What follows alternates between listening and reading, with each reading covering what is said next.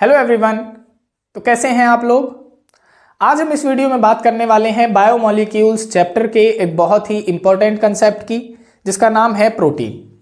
यहाँ पे हम पढ़ेंगे कि प्रोटीन होता क्या है, किस तरीके से वो बनता है और कौन कौन सी वो यूनिट हैं जो मिलके प्रोटीन को बनाती हैं। तो चलिए शुरू करते हैं बिना किसी टाइम वेस्टिंग के। तो यहाँ पे प्रोटीन बनता है एक सबसे छोटी बेसिक यूनिट जिसका नाम है अमीनो एसिड्स। जब अल्फा अमीनो एसिड्स की कई सारी यूनिट आपस में इंटरलिंक कर लेती हैं अमाइड लिंकेज के थ्रू, तब जाके जो हमारा स्ट्रक्चर बनता है वो बनता है प्रोटीन का स्ट्रक्चर। तो इसी से रिलेटेड हमने यहाँ पे इसकी एक डेफिनेशन लिखी है प्रोटीन की कि दीज आर द बायोपॉलीमर। देखो बायोपॉलीमर का मतलब क्या है। बायो का मतलब होता है लिविंग ऑर्गेनिज्म से हम जिनकी बातें करते हैं, और पॉलीमर का मतलब होता है जब कई सारी मोनोमर यूनिट आपस में कंबाइन करती हैं तो एक बड़ा कॉम्प्लेक्स मॉलिक्यूल बन जाता है जिसे हम कहते हैं पॉलीमर। तो इसी से रिलेटेड यहाँ पे कहता है कि दीज आर द बायोपॉलीमर। ये बायोपॉलीमर होते हैं of alpha amino acids. Alpha amino acid से मिलके जो बनते हैं बायोपॉलीमर, जो बनते हैं उन्हीं को कहा जाता है protein. Alpha amino acid having amide linkage. और ये किस लिंकेज से जुड़ते हैं, तो ये कहता है कि वहां पे अमाइड लिंकेज पाई जाएगी जो कि NH और CO से बनती है। कई सारी इस तरीके की लिंकेज मिलती हैं अल्फा अमीनो एसिड्स के बीच में, उन्हीं को कहा जाता है प्रोटीन। अब बार बार यहाँ पे जो कंसेप्ट इस्तेमाल हो रहा है वो अमीनो एसिड्स एक वर्ड है, उसका इस्तेमाल बार बार हो रहा है। तो यहाँ पे ये अमीनो एसिड होता क्या है आखिर। तो ये कहता है कि अमीनो एसिड और कुछ भी नहीं है, सिंपल एक ऑर्गेनिक मॉलिक्यूल होता है जिसमें एक अल्फा कार्बन के ऊपर एक तो COOH ग्रुप होता है और एक होता है NH2 ग्रुप, और एक वहां पे क्या होता है अल्काइल ग्रुप अटैच होता है इस तरीके से, और एक होता है हाइड्रोजन। देखो ये जो सिंपल स्ट्रक्चर है वो हमारी अमीनो एसिड की होती है। तो इसी से रिलेटेड वो कहता है कि अमीनो एसिड और कुछ भी नहीं है, सिर्फ एक ऑर्गेनिक मॉलिक्यूल होता है जिसमें कार्बन के ऊपर एक तरफ COH ग्रुप होता है और एक तरफ NH2 ग्रुप होता है। तो अमीनो एसिड की डेफिनेशन में आप क्या लिखेंगे, यहां पे लिख देते हैं। देखो अमीनो एसिड आप लिखेंगे these are the simple organic molecules. These are the simple organic molecules. कि ये क्या होते हैं, ये सिंपल ऑर्गेनिक मॉलिक्यूल्स होते हैं इन विच जिसके अंदर 1 NH2 and 1 COOH group are attach at alpha carbon atom. जिसमें कहता है कि एक तो NH2 ग्रुप होगा और एक होगा COOH ग्रुप, जिसमें अल्फा कार्बन के ऊपर ये दोनों क्या होंगे, अटैच होंगे। उसे हम कहेंगे अमीनो एसिड। तो जब इस तरीके की कई सारी यूनिट आपस में कंबाइन होती चली जाती हैं तब बनता है हमारा प्रोटीन, और इनके बीच में जो लिंकेज पाई जाएगी वो पाई जाएगी अमाइड लिंकेज। ये इस तरीके के एक एक नंबर के क्वेश्चन आपसे पूछ लिए जाते हैं। फर्दर वो यहाँ पे क्या कहता है, वो कहता है कि ये जो प्रोटीन है ये क्या होते हैं, असेंशियल होते हैं ग्रोथ के लिए। हमारी जो बॉडी की जो ग्रोथ है उनके लिए काफी ज्यादा जरूरी होते हैं। And act as building material. और ये क्या करते हैं, जैसे जैसे हम इनको ज्यादा इनटेक करते हैं तो हमारी बॉडी की जो शेप है, वो जो बिल्डिंग है, उसकी तरह ये काम करने लग जाते हैं। और ये हमें मिलता कहां से है, तो आप इसके सोर्सेज ऑफ प्रोटीन क्या बताएंगे, आप बताएंगे ये हमें मिल्क से मिल जाता है, दूध से मिल जाता है, हमें ये पल्सेस दालों से मिल जाता है, पल्सेस वगैरह से मिलना शुरू हो जाता है, फिश से मिल जाता है, हमें फिश से FISH फिश से मिल जाता है। अच्छा, जो हम व्हीट वगैरह गेहूं वगैरह खाते हैं उनसे भी मिल जाता है। लेकिन उनमें क्या होती है, यहाँ पे जो अमीनो एसिड्स हैं उनकी मात्राएं होती हैं, किसी में ज़्यादा होती है, किसी में कम होती है। तो ये क्या हो जाते हैं, हमारे सोर्सेज ऑफ प्रोटीन हो जाते हैं, एटसेट्रा आप यहाँ पे लगा देंगे। अब जैसा कि हम जानते हैं कि जो अमीनो एसिड हैं वो कई तरीके के होते हैं। हमने अपनी प्रीवियस क्लासेस में भी पढ़ा है कि जो अमीनो एसिड हम देखते हैं वो लगभग हम 20 टाइप के पढ़ते हैं। कुछ असेंशियल अमीनो एसिड होते हैं, कुछ नॉन असेंशियल अमीनो एसिड होते हैं। लेकिन नेचर में तो वैसे तो कई टाइप के अमीनो एसिड पाए जाते हैं, लगभग 300 साढ़े 300 टाइप के अमीनो एसिड पाए जाते हैं। लेकिन जो प्रोटीन बनाने में इस्तेमाल किए जाते हैं, जो अल्फा अमीनो एसिड होते हैं, वो लगभग 20 ही होते हैं। ठीक है, 20 अमीनो एसिड होते हैं हमारे, और उन्हीं में हम पढ़ेंगे कि असेंशियल कौन से होते हैं और नॉन असेंशियल कौन से होते हैं। तो उससे पहले हम कुछ अमीनो एसिड्स के स्ट्रक्चर बता देते हैं आपको कि किस तरीके से ये जो अमीनो एसिड्स हैं वो वेरी करते हैं। अब जो अमीनो एसिड हैं जो वेरी करते हैं, किस तरीके से उनके नाम बदलते हैं वो हम देखेंगे।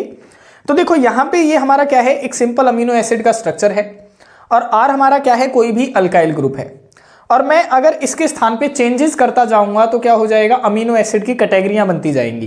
देखो किस तरीके से, अगर मैं R1 की जगह पे क्या लगा दूं, हाइड्रोजन लगा दूं। देखो पहले केस में मैं क्या कर रहा हूं, मैंने R1 की जगह पे क्या लगा दिया, हाइड्रोजन लगा दिया इस तरीके से NH2 CH और यहां पे लगा दिया हमने COOH। तो ये जो हमारा अमीनो एसिड बना है इसका नाम होता है ग्लाइसिन और ये हमारा सबसे सिंपल अमीनो एसिड कहा जाता है। बेसिक जो अमीनो एसिड होता है वो हमारा ग्लाइसिन होता है।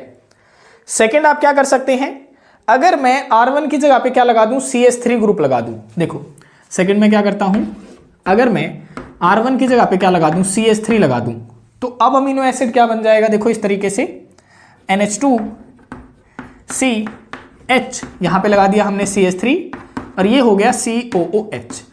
तो ये जो अमीनो एसिड होता है इसका नाम है एलेनिन। देखो क्या नाम है इस अमीनो एसिड का, एलेनिन। तो सारे के सारे अमीनो एसिड बेसिक सिंपल से ही होते हैं, बस वहां पे अल्काइल ग्रुप के स्थान पे कुछ ना कुछ लगता चला जाता है। सिमिलरली हम क्या करें, अगर मैं इसके स्थान पे क्या लगा देता, देखो इस तरीके से लगा देता। तीसरे केस में अगर मैं R1 के स्थान पे क्या लगा देता, मैं लगा देता CH2 COOH। अगर मैं ये लगा देता तो क्या बन जाता ये, तो देखो कैसे स्ट्रक्चर बन जाएगी, ये बन जाएगी C NH2, यहां पे H, यहां पे आ जाएगा CH2 COOH और यहां पे है COOH। तो इसका नाम है एस्पार्टिक एसिड, एस्पार्टिक एसिड। तो ये हमारा थर्ड अमीनो एसिड बन जाता है, एस्पार्टिक एसिड। सिमिलरली अगर मैं R1 के स्थान पे क्या लगा देता, देखो इस तरीके से लगा देता। फोर्थ केस में अगर मैं ले लेता R1 के स्थान पे CH2 का 4 और NH2, अगर मैं ये लगा दूं तो क्या हो जाए, देखो तो ये किस तरीके से बन जाएगा, NH2 CH, यहां पे CH2 का 4 और यहां पे NH2। तो ये जो अमीनो एसिड बना है हमारा इसका नाम है लाइसीन, लाइसीन अमीनो एसिड। तो इस तरीके से अमीनो एसिड की क्या बनती जाती हैं, कैटेगरियां बनती जाती हैं। जो हमने बताया कि अमीनो एसिड मेनली 20 प्रकार के होंगे, तो वहां पे सारा का सारा चेंजेस कहां पे हो जाता है, R1 पे ही हो जाता है। तो ये कुछ एग्जांपल्स है अमीनो एसिड के, वो आपने याद कर लेने हैं। अब यहां पे हम क्या पढ़ेंगे, हम पढ़ेंगे कि जो अमीनो एसिड हैं वो कितने टाइप के होंगे। तो मैं बार बार अभी आपको बता ही रहा हूं कि जो अमीनो एसिड होते हैं वो वैसे कई प्रकार के होते हैं। हम यहाँ पे दो क्लासिफिकेशन पढ़ेंगे अमीनो एसिड की। सबसे पहले जो क्लासिफिकेशन पढ़ेंगे वो हम पढ़ेंगे इसके नेचर के आधार पे, और दूसरी हम जो क्लासिफिकेशन पढ़ेंगे वो इसके फंक्शन के आधार पे पढ़ेंगे। तो देखो सबसे पहली जो हमारी क्लासिफिकेशन है, क्लासिफिकेशन ऑफ अमीनो एसिड, वो रहेगी हमारी on the basis of nature. तो आप यहां पे लिख देंगे classification of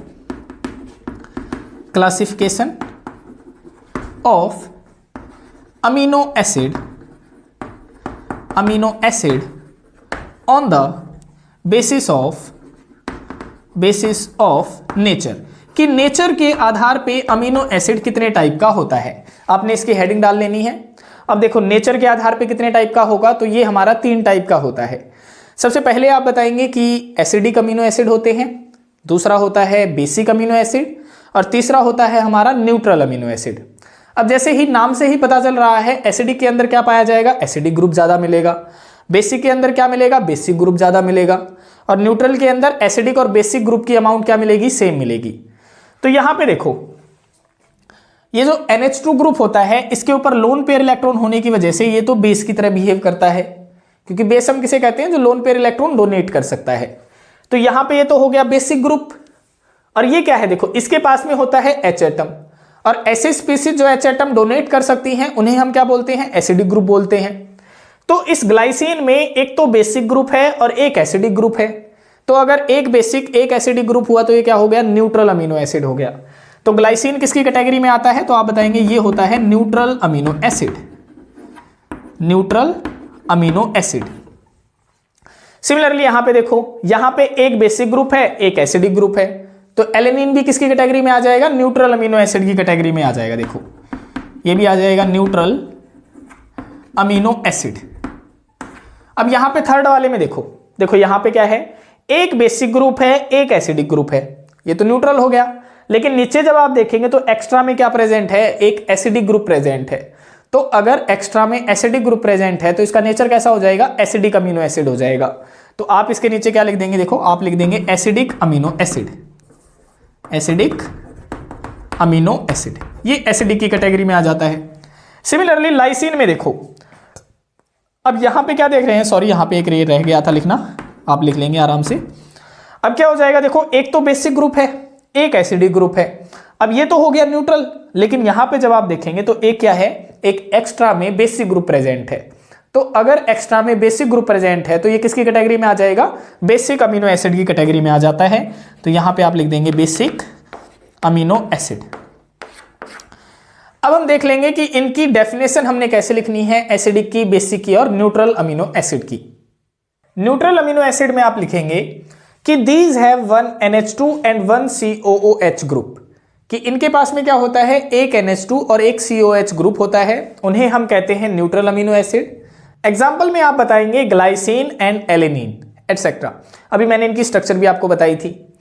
second, acidic amino acid में आप क्या बताएंगे, आप बताएंगे these have one extra COOH group, इनके पास में एक एक्स्ट्रा COH ग्रुप होता है, along with NH2 and COH group, और किसके साथ में, NH2 और COH से अलग एक COH ग्रुप मिलेगा आपको, ठीक है, उसे हम कहेंगे एसिडिक अमीनो एसिड। एग्जाम्पल में आप बता देंगे एस्पार्टिक एसिड। सिमिलरली थर्ड जो बेसिक अमीनो एसिड है उसकी आप डेफिनेशन लिखेंगे, these have one extra NH2 group, इनके पास में क्या होता है, एक एक्स्ट्रा NH2 ग्रुप होता है, किसके साथ साथ, along with one NH2 and COH group, जिसमें एक COH और NH2 ग्रुप से अलग होना चाहिए एक NH2 ग्रुप, उसे हम कहते हैं बेसिक अमीनो एसिड। एग्जाम्पल में आप बता देंगे लाइसिन और हिस्टिडीन। इनके एग्जाम्पल्स जरूर याद रखेंगे क्योंकि वही पेपर पॉइंट ऑफ व्यू से ज्यादा इंपॉर्टेंट होते हैं। तो ये थी हमारी नेचर के आधार पे क्लासिफिकेशन। अब हम देखते हैं कि फंक्शन के आधार पे कितने टाइप के होते हैं अमीनो एसिड। फंक्शन के आधार पे जो हमारे अमीनो एसिड हैं वो दो टाइप के होते हैं, एक तो होता है असेंशियल अमीनो एसिड और दूसरा होता है हमारा नॉन असेंशियल अमीनो एसिड। अब जैसे नाम से ही इनका पता चल रहा है कि असेंशियल का मतलब जिनकी हमें जरूरत है और नॉन असेंशियल का मतलब जिनकी हमें जरूरत नहीं है। तो हमें जरूरत किसकी होती है, जो हमारे पास में नहीं होता है उसकी जरूरत होती है। तो जो नॉन असेंशियल अमीनो एसिड होते हैं जिनकी हमें जरूरत नहीं है, मतलब हमारी बॉडी उन अमीनो एसिड को खुद ब खुद प्रिपेयर करती है, इसीलिए तो हमें जरूरत नहीं है। और एसेंशियल कौन से होंगे, ऐसे अमीनो एसिड जो हमारी बॉडी प्रिपेयर नहीं करेगी, हमें बाहर से लेने पड़ेंगे, भोजन के थ्रू लेने पड़ेंगे, तो उन अमीनो एसिड को हम क्या कहेंगे, असेंशियल अमीनो एसिड कहेंगे। तो इन्हीं से रिलेटेड हमने यहाँ पे इनकी कुछ डेफिनेशन लिखी है कि असेंशियल अमीनो एसिड्स कौन से होते हैं। सच अमीनो एसिड्स, ये वो अमीनो एसिड होते हैं which can not be synthesized by body, जो हमारी बॉडी के द्वारा नहीं बनाए जा सकते, तभी तो हमें जरूरत पड़ रही है। So necessary to take through food, इसीलिए हमें किससे लेने पड़ेंगे, भोजन से इनको लेना पड़ेगा। फॉर एग्जाम्पल ये कौन कौन से अमीनो एसिड होते हैं, तो आप बताएंगे वेलाइन होता है, ल्यूसीन होता है, आइसोल्यूसीन होता है, इसी तरीके के और भी अमीनो एसिड होते हैं जो हमारी बॉडी प्रिपेयर नहीं करती है और हमें भोजन से लेने पड़ते हैं।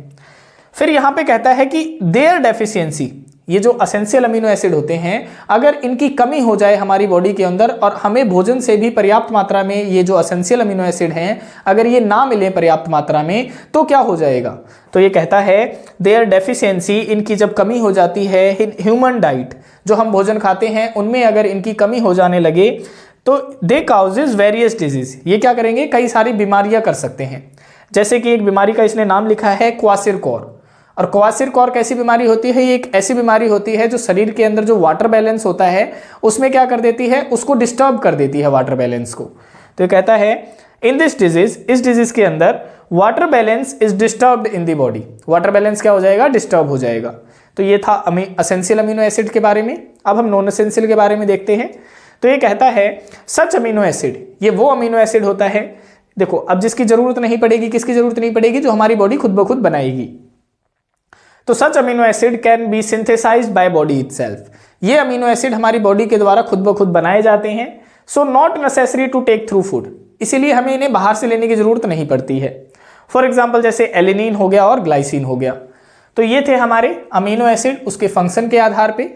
अब हम देखते हैं कि जो ये अमीनो एसिड्स के बारे में हम पढ़ रहे हैं इनकी प्रॉपर्टीज क्या होती हैं, कैरेक्टरिस्टिक्स यानी विशेषताएं क्या होती हैं, वो हम देखेंगे।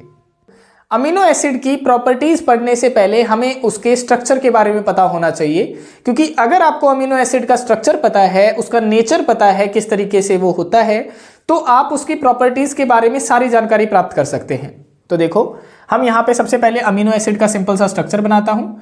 ये मैंने यहाँ पे कार्बन लिख दिया और यहाँ पे क्या होगा, यहाँ पे H एटम होगा, यहाँ पे होगा NH2 ग्रुप और यहाँ पे होता है COOH ग्रुप और यहाँ पे होता है हमारा कोई भी अल्काइल ग्रुप। तो ये हमने लिख दिया।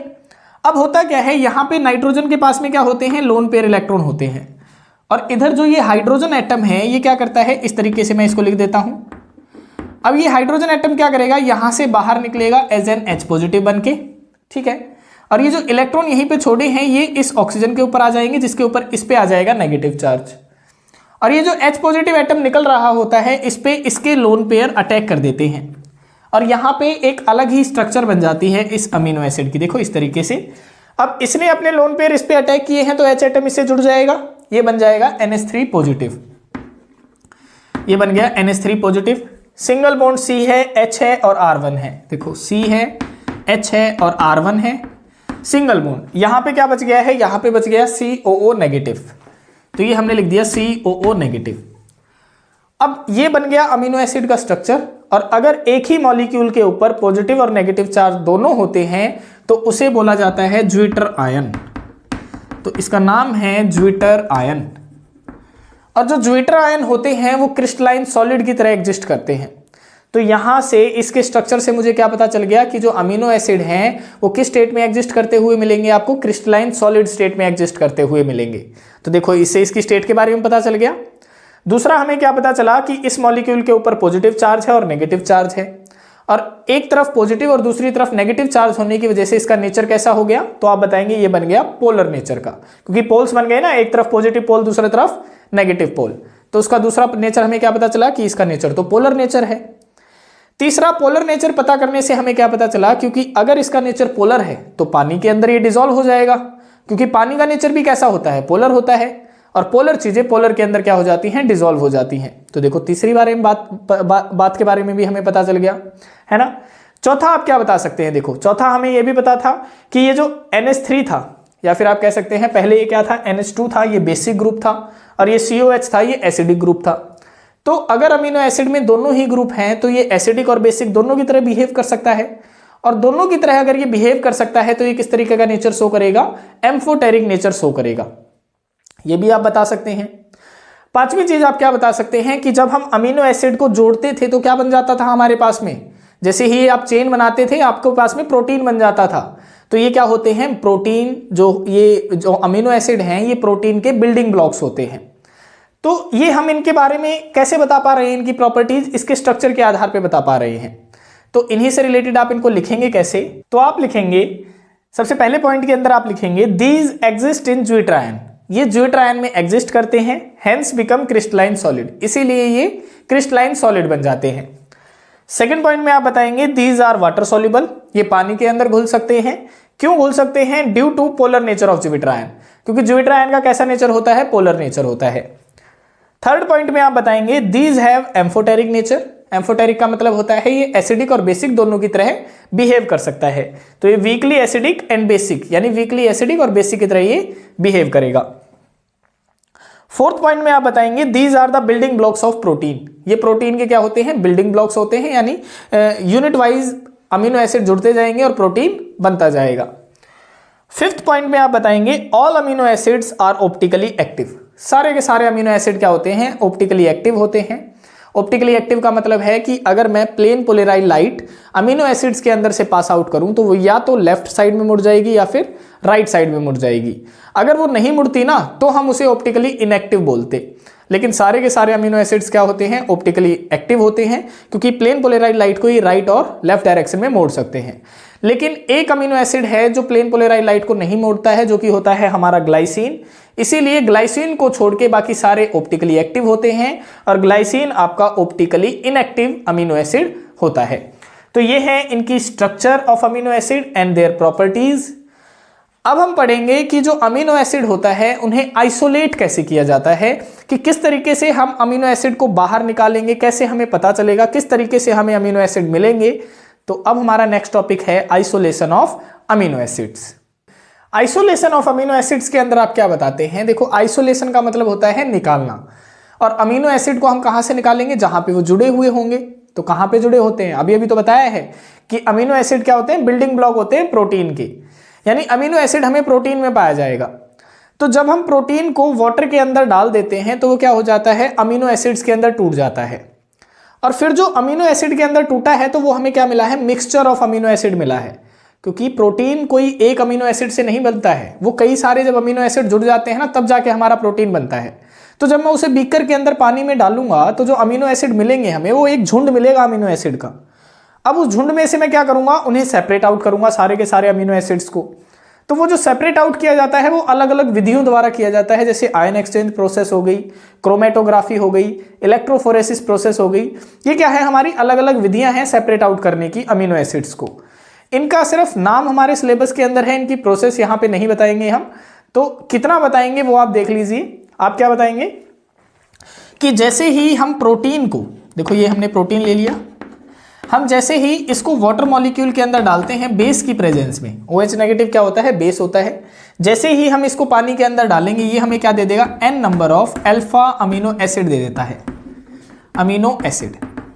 अब जो ये अमीनो एसिड बना है ये क्या बना है? ये एक मिक्सचर ऑफ अमीनो एसिड होता है। इसमें से भी अमीनो एसिड को अलग अलग किया जाता है। तो आप लिखेंगे क्या इसके बारे में? आप लिखेंगे द अमीनो एसिड्स, जो अमीनो एसिड हैं, आर ऑब्टेन्ड बाय द, ये हमें प्राप्त होंगे by the hydrolysis of protein in presence of base. जब हम प्रोटीन को हाइड्रोलाइज कर देंगे बेस की प्रेजेंस में तब हमें ये प्राप्त होंगे। And the mixture of amino acids, फिर जो हमें मिक्सचर मिलेगा अमीनो एसिड का, इट्स सेपरेटेड बाय, उनमें से उनको अलग अलग किया जाएगा। किन किन विधियों द्वारा? आयन एक्सचेंजर के द्वारा, इलेक्ट्रोफोरेसिस के द्वारा, या फिर आप क्रोमेटोग्राफी भी कह सकते हैं। तो ये है हमारा आइसोलेशन ऑफ अमीनो एसिड्स।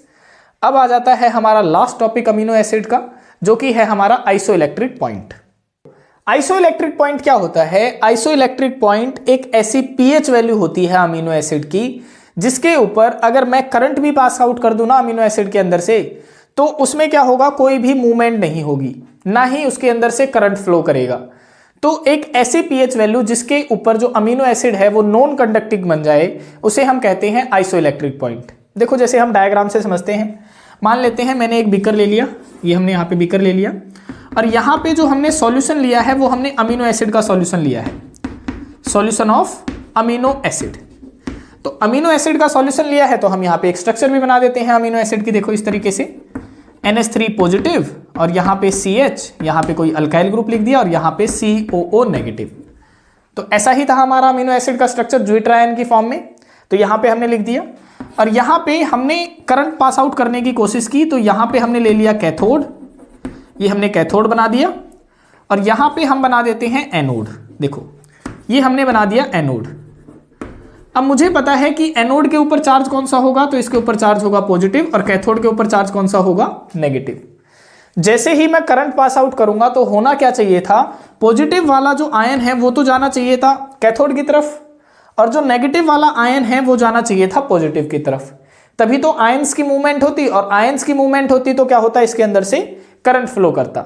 लेकिन अब मैंने क्या किया है, जो सॉल्यूशन ऑफ अमीनो एसिड है उसका पीएच ऐसा निर्धारित कर दिया जिसके ऊपर जो पॉजिटिव चार्ज है, यानी जो अमीनो एसिड है वो ना तो कैथोड की तरफ मूवमेंट कर रहा है, ना ही अमीनो एसिड एनोड की तरफ मूवमेंट कर रहा है। अब जब वो मूवमेंट ही नहीं करेगा तो क्या हो जाएगा? वो नॉन कंडक्टिंग बन जाएगा। तो इसी पीएच वैल्यू को कहा जाता है आइसोइलेक्ट्रिक पॉइंट।